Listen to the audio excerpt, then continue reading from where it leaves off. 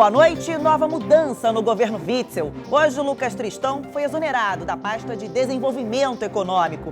Vamos falar também sobre os hospitais de campanha. As unidades já não estão mais sob a administração do Iabas. E tem novidades no caso João Pedro, um menino morto durante uma operação policial em São Gonçalo. É que a Delegacia de Homicídios já está com laudo do local do crime. Combate ao coronavírus. Hoje em Niterói começou a testagem em sistema drive-thru para ajudar a cidade na tomada de decisões. Tem ainda o quadro Pensando em Cinema e muito mais. O Jornal do Rio volta em 30 segundos e eu te espero.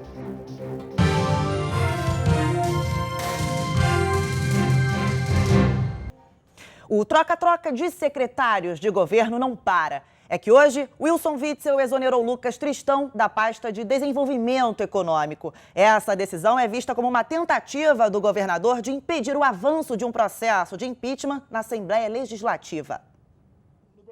Em Brasília, o presidente Jair Bolsonaro selou o fim do diálogo e fez uma previsão sobre o futuro do governador do Rio, Wilson Witzel. Eu não vou conversar com o Witzel.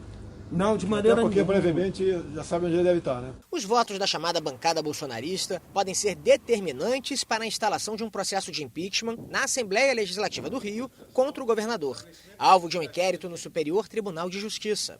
A Justiça investiga a participação de Witzel em um esquema de corrupção em contratos sem licitação para a compra de respiradores e montagem de hospitais de campanha. 10 pedidos já foram protocolados na mesa diretora. O do Partido Novo acusa Witzel e a primeira-dama de formarem uma orquestra criminosa familiar para a percepção de benefícios ilícitos travestidos de honorários advocatícios em troca de atos de governo. Para nós é uma situação absolutamente insustentável sob diversos pontos de vista e realmente a gente entende que esse governo não tem mais condições de seguir. É um julgamento com base jurídica, mas um julgamento político. Nessa quarta, o governador demitiu o 6º secretário em apenas 2 semanas. A exoneração de Lucas Tristão, um desafeto da maioria dos parlamentares, foi vista como uma tentativa de reconstruir a base governista aqui na Leste. Tristão comandava a pasta do desenvolvimento econômico. Witzel precisa de 36 votos para barrar a instalação do processo de impeachment. Hoje, ele só teria o apoio de 12 deputados. Na reunião com líderes das bancadas, o presidente da Alerj, André Siciliano, do PT, a quem cabe a decisão de submeter os pedidos de impeachment ao plenário, deu a entender que o governador tenta comprar deputados com cargos. Os comentários que se faziam lá no Palácio, que deputado é igual jujuba, qualquer esquina você pode comprar. A situação piorou depois que o Tribunal de Contas do Rio rejeitou por unanimidade as contas do governo do ano passado.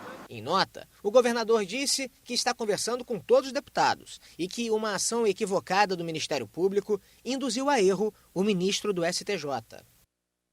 E os hospitais de campanha projetados para ajudar no combate à Covid-19 já não estão mais sob a administração do Iabas. A Fundação de Saúde do governo estadual assumiu as 7 unidades. Pacientes com a Covid-19 aguardam o fim das obras dos hospitais de campanha, prometidos para o dia 30 de abril. Mais de um mês após o prazo, a movimentação ainda é somente de funcionários. Nem de longe, as instalações parecem estar preparadas para receber pessoas infectadas pelo coronavírus. A inauguração do hospital de campanha de Nova Iguaçu deveria ter sido hoje, mas foi adiada pela 6ª vez. Com a anulação do contrato com o Iabas, o governo do estado agora fica responsável pela administração das 7 unidades. O único local inaugurado até agora sem a iniciativa privada, o Hospital do Maracanã não tem a estrutura necessária para funcionar com eficácia total. É o que denuncia esta enfermeira que trabalha na unidade. Falta de aparelhos, falta de medicações, falta tudo dos pacientes de CTI. Os pacientes de CTI simplesmente estão abandonados. Nós não temos recursos para estar mantendo esses pacientes com uma qualidade de vida boa. Hoje, o secretário de Saúde, Fernando Ferri, participou de uma reunião com representantes do Iabas e da Fundação Saúde, que vai montar as equipes médicas para os demais hospitais. O governo anunciou R$1 bilhão para o combate ao coronavírus no estado. A maior parte do orçamento foi destinada ao IABAS, em contratos sem licitação para os hospitais de campanha. Houve compra incorreta de equipamentos que foram entregues e não eram aqueles equipamentos, eles não estavam de acordo com as especificações. No decreto publicado hoje, o governo justifica o rompimento do contrato com base no atraso da entrega dos hospitais e na ampla divulgação pela imprensa das denúncias de corrupção envolvendo o Instituto. Em nota, o IABAS informou que decidiu renunciar ao contrato de gestão dos hospitais de campanha no dia 25 de maio. Segundo a empresa, a Secretaria Estadual de Saúde criou impasses que dificultaram a entrega das unidades. E o governador Wilson Witzel falou sobre a suspensão dos contratos com o IABAS. O Instituto IABAS está sendo afastado, determinei o bloqueio dos bens através da Justiça para ressarcir os prejuízos que tivemos. Dei a eles todas as oportunidades para que eles provassem que os seus erros tinham justificativa. Como juiz que fui, gosto sempre de ouvir a outra parte. Mas a gota d'água foi saber que os respiradores que eles estavam importando não são respiradores, são carrinhos de anestesia e não se prestam para a utilização nesses hospitais de campanha. E a Delegacia de Homicídios de Niterói e São Gonçalo já está com laudo do local do crime no caso do menino João Pedro, morto com um tiro nas costas durante a operação das polícias civil e federal em São Gonçalo, na região metropolitana do Rio. Os depoimentos da família do menino e também dos adolescentes encerraram hoje. O laudo da Polícia Civil concluiu que na casa onde ocorreu o crime foram efetuados disparos de arma de fogo em direções opostas e que há uma marca no vidro da sala de um tiro que teria vindo de dentro para fora. O documento foi entregue hoje à Delegacia de Homicídios de Niterói e São Gonçalo, que investiga o caso. A polícia aguarda o resultado do confronto balístico para saber de que arma partiu o tiro que matou João Pedro. Para a polícia, de acordo com a conclusão do laudo, tudo indica que houve confronto no dia do crime. Mas o fato só vai poder ser confirmado depois da reprodução simulada e das oitivas de todas as testemunhas.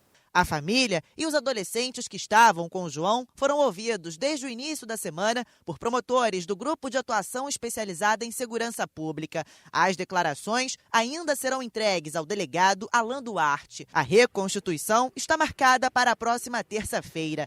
Devem participar da ação os policiais civis que foram afastados, 2 agentes da CORE que chegaram ao local depois do ocorrido, 2 pilotos da aeronave, os adolescentes, a dona da casa, além de 10 policiais da DH de Niterói. O Ministério Público e a Defensoria Pública já receberam os ofícios para a reprodução simulada que vai acontecer na próxima terça-feira e as testemunhas já foram regularmente intimadas. A Polícia Civil também se colocou à disposição para providenciar os equipamentos de proteção individual e ajudar no deslocamento dessas pessoas até o local do crime. O celular do jovem foi apreendido e já está à disposição para ser entregue à Defensoria Pública. 4 fuzis também foram apreendidos, 2 de calibre 5,56 e 2 7,62. Depois da perícia, os explosivos que estavam na casa de João Pedro foram apreendidos. E o último domingo foi marcado por uma manifestação contra o racismo em frente ao Palácio Guanabara, sede oficial do governo do Rio. E durante o ato, uma cena chamou a atenção. Um manifestante desarmado teve um fuzil apontado para ele. O homem foi acusado de resistência e levado para a delegacia. Ele aponta o fuzil para mim 2 vezes. Eu já contido por 6 policiais, rodeado, contido. Eu não estava oferecendo resistência em momento algum. Nem xingamento, nem agressão, nem nada. Eu já estava contido. Você chegou a jogar alguma outra coisa? Enfim, isso que eu... Isso aí é o que eles estão alegando, né? Eu já recebi... Na real, nem vi esse vídeo ainda, porque eu recebi tanto ataque, tanto para mim quanto minha família na rede social, que eu preferi até abandonar minha rede social, que eu tenho já um monte de anos já. Apesar de Jorge Hudson negar, nessa primeira imagem podemos ver ele com o objeto nas mãos. E na segunda, ele arremessa na direção dos agentes. Inclusive, nesse momento, é bom lembrar que uma policial militar ela recebeu uma pedrada na cabeça. Mesmo assim, a PM reconhece que o agente feriu o protocolo ao apontar o fuzil. Houve uma ação equivocada desse policial militar. Ele estava de posse de um fuzil, a missão dele era fazer a segurança da tropa, o fechamento da rua, mas ele se viu naquele momento no afã de prender alguém que fugia do resto da tropa. Ele utilizou o fuzil e apontou para uma pessoa desarmada. É uma atitude que a corporação não aprova, é uma atitude equivocada daquele policial. Ele vai responder perante o comandante dele, que vai avaliar a conduta dele.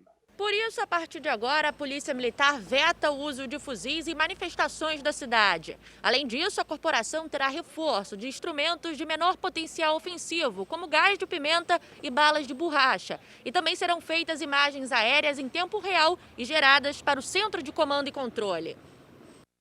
Com cartazes, moradores do Grajaú, na zona norte do Rio, fizeram hoje uma manifestação em apoio à médica que foi espancada ao tentar acabar com uma festa de vizinhos na mesma região.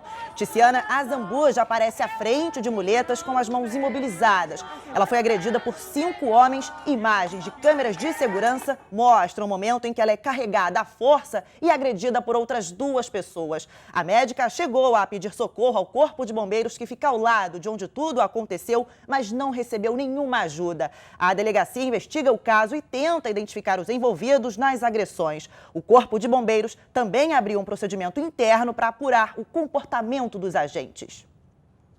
E a seguir, a gente fala do combate ao coronavírus. Niterói começou hoje a testagem em massa em drive-thru para ajudar a cidade na tomada de decisões. Um dos legados dos Jogos Olímpicos, o Porto Maravilha, está cercado de incertezas. Disputas judiciais envolvem o projeto na região central do Rio. O plano era revitalizar a região portuária do Rio, como foi feito em Buenos Aires há mais de 2 décadas. Mas aqui não funcionou. O Porto Maravilha se transformou em um cenário de contrastes entre as promessas do amanhã e o abandono. Enquanto iniciativas como museus e atrativos turísticos saíram do papel, outras não deram tão certo, como os empreendimentos imobiliários. Faltando residência, falta cliente para o comércio local. A gente depende só das empresas, que também não vingaram todas, né? Então o comércio, principalmente agora em tempos de pandemia, ele, de certa forma, tem uma demanda muito menor do que todos os outros bairros da cidade. O projeto bilionário de revitalização da zona portuária do Rio acabou virando uma sucessão de brigas judiciais entre a Caixa Econômica Federal e a Prefeitura. As disputas ameaçam o maior contrato de parceria público-privada do país. Ficou muito caro para edificar ali. E não houve reserva para a área habitacional, porque a habitação, principalmente a habitação popular, a habitação de classe mais baixa, classe média baixa, ela jamais vai conseguir competir com edifícios de escritórios, que tem um rendimento, um retorno muito melhor. A concessionária que administra a região agora quer sair do negócio. Para ela não faz sentido ter que cuidar apenas da manutenção de prédios vazios e da limpeza de um túnel. A Caixa gastou uma fortuna com as obras para desenvolver o porto. Iria receber de volta em imóveis nos prédios construídos. Mas como eles têm hoje um valor de mercado mais baixo, ficou apenas a dívida. Ao todo, 11 bilhões de reais foram gastos. Um viaduto foi derrubado. Um túnel foi construído.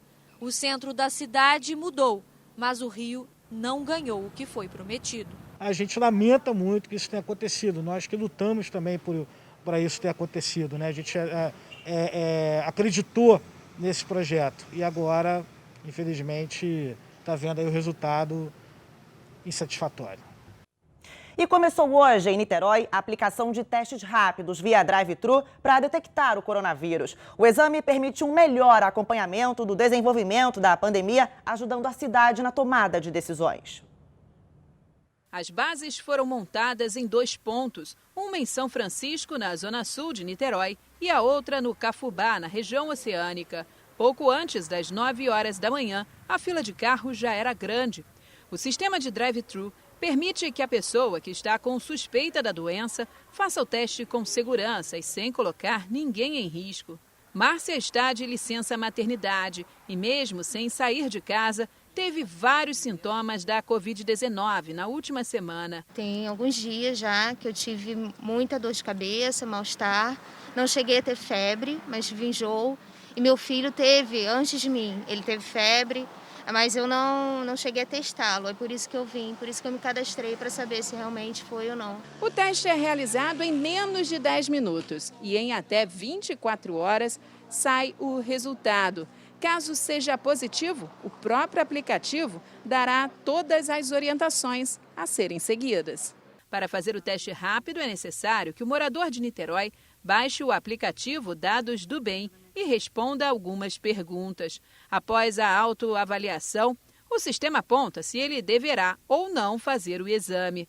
Em caso positivo, um código é enviado para o celular, determinando o dia, a hora e o local para a realização do teste. No próprio aplicativo já tem um conjunto de orientações já sistematizadas e tem também a possibilidade de, se positivo, você indicar 5 pessoas. Ao todo, Niterói adquiriu 50 mil testes rápidos. Cerca de 15 mil já foram realizados em unidades de saúde do município. Isso permite a gente ter uma identificação mais fina, mais apurada dos infectados e, a partir disso, fazer o rastreamento dos infectados e o combate com mais eficiência à pandemia. E aqui no Rio, a Prefeitura suspendeu o cadastro de idosos para a solicitação da gratuidade em transportes públicos. A medida é válida enquanto a cidade estiver em estado de calamidade pública. De acordo com o município, a intenção é evitar que esse grupo de risco fique exposto ao coronavírus nas ruas e em ambientes fechados. Já as aulas das unidades escolares da cidade do Rio vão permanecer suspensas até o dia 2 de julho. A retomada das atividades foi dividida em 4 etapas com duração de 15 dias cada, caso a curva de contaminações e óbitos por Covid-19 se mantenha estável. E em Barra Mansa, no interior do estado, as regras de prevenção ao coronavírus já viraram um hábito. O comércio foi reaberto há mais de uma semana. O Heloísio trabalha como motorista de aplicativo e teve que mudar totalmente os hábitos desde o início da pandemia. A rotina obrigatória inclui a desinfecção dos assentos, volante e maçanetas no fim de cada corrida. Algumas dessas atitudes ele pretende continuar adotando mesmo depois da pandemia acabar. O álcool em gel acho que vai ser algo que não vai ser descartado em hipótese nenhuma mais, tanto para o motorista quanto para o passageiro. A higienização também do veículo. Nesse shopping em Volta Redonda, a rotina também mudou. Nas 94 lojas, os funcionários são obrigados a usar máscaras e todos os clientes passam por uma fiscalização nas entradas. O comércio aqui em Volta Redonda reabriu há uma semana. Essa é a segunda tentativa de reabertura do setor. E para que as lojas não precisem fechar novamente, dessa vez, os novos hábitos de cuidados com a saúde estão sendo cobrados com bastante rigor. Maiores de 60 anos e menores de 5 estão proibidos de entrar nos estabelecimentos. Esse salão de beleza teve que se adaptar para seguir as novas regras. No lugar do removedor de esmaltes, a manicure agora mantém o álcool gel na mesa de trabalho e os cuidados com higienização e distanciamento foram redobrados. A gente está cumprindo várias coisas que são exigidas e que a gente não fazia antes. Para esse especialista, todos os cuidados são válidos, mas o isolamento social ainda é a melhor opção. A gente não está num momento de tranquilidade que permita o que a gente tem visto acontecendo por aí em alguns lugares.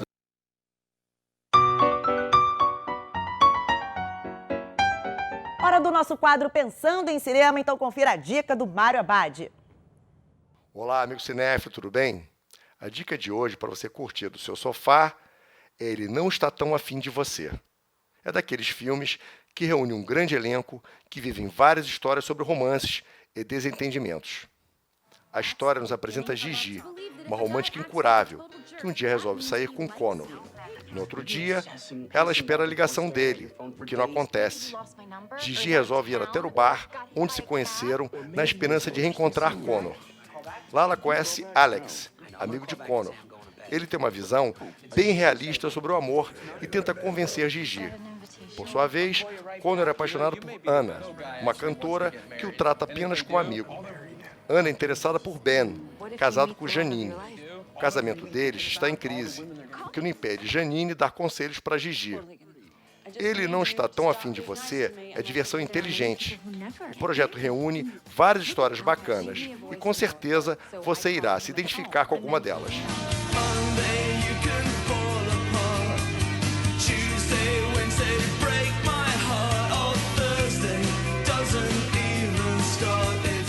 lembrando, em tempos de coronavírus, prepara a pipoca, porque o cinema agora é no sofá de casa.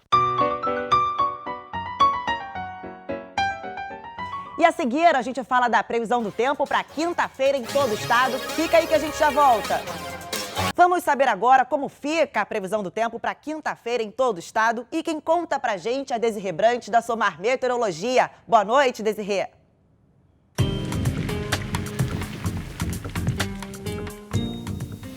Oi, Yasmin, boa noite. Boa noite também a todos que nos assistem. Tem uma frente fria na altura do Sudeste, por isso que o tempo muda. E aí, nos próximos dias, o Rio de Janeiro vai ter maior quantidade de nuvens. Tem previsão para um pouquinho de chuva também. E claro que a temperatura não vai subir muito por causa disso. Tudo indica que é só no começo da semana que vem que o tempo fica mais firme no Rio. Agora vamos às temperaturas. No Rio de Janeiro, a quinta-feira fica nublada, com chuva e com a temperatura mais baixa. A máxima não passa dos 23 graus.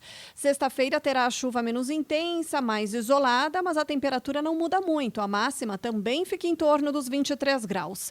No sábado, a chuva dará uma trégua, mas a temperatura ainda não deve subir muito. As máximas no fim de semana ficam em torno dos 24 a 25 graus na capital fluminense.